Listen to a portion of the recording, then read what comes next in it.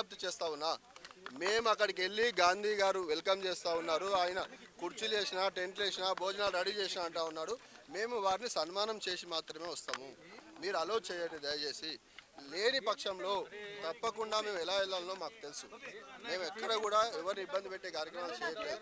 ముఖ్యంగా నేను ఇందాక చెప్పినట్టు అక్కడికి వివిధ కాంగ్రెస్ పార్టీకి చెందినటువంటి బీఆర్ఎస్ నుంచి వెళ్ళిన ఎమ్మెల్యేలందరూ గాంధీ ఇంటికాడ ఉన్నారు. ఇప్పుడు వాళ్ళకి ఏ చట్టం ఉంది, మాకే చట్టం ఉంది. మీడియా మిత్రులకు విజ్ఞప్తి చేస్తా ఉన్నా, దయచేసి ఈ యొక్క జరుగుతున్న వ్యవహారాన్ని సమాజానికి చూపించండి.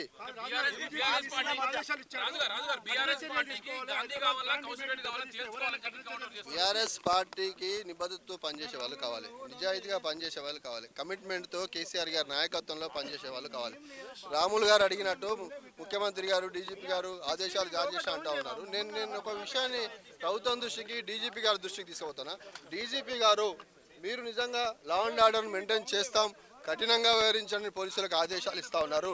నేను సూటిగా ఒక ప్రశ్న వేస్తా ఉన్నా. ఖమ్మంలో అక్కడ వరద బాధితులను ఆదుకోవడానికి వెళ్ళిన హరీష్ రావు గారి మీద అటాక్ చేస్తే, రాళ్ళేస్తే, కట్టెలతో వాళ్ళు వచ్చి అటాక్ చేస్తే కాంగ్రెస్ మీద ఏం కేసు పెట్టారు?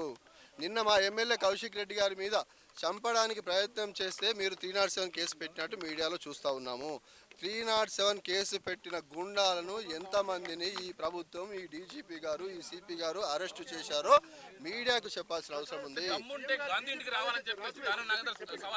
నేను అదే చెప్తా ఉన్నా. పోలీసు వాళ్ళు ఏమో మమ్మల్ని ఆపుతా ఉన్నారు, వాడేమో తొడలు కొడుతూ ఉన్నాడు. ఇది ఎంతవరకు కరెక్ట్?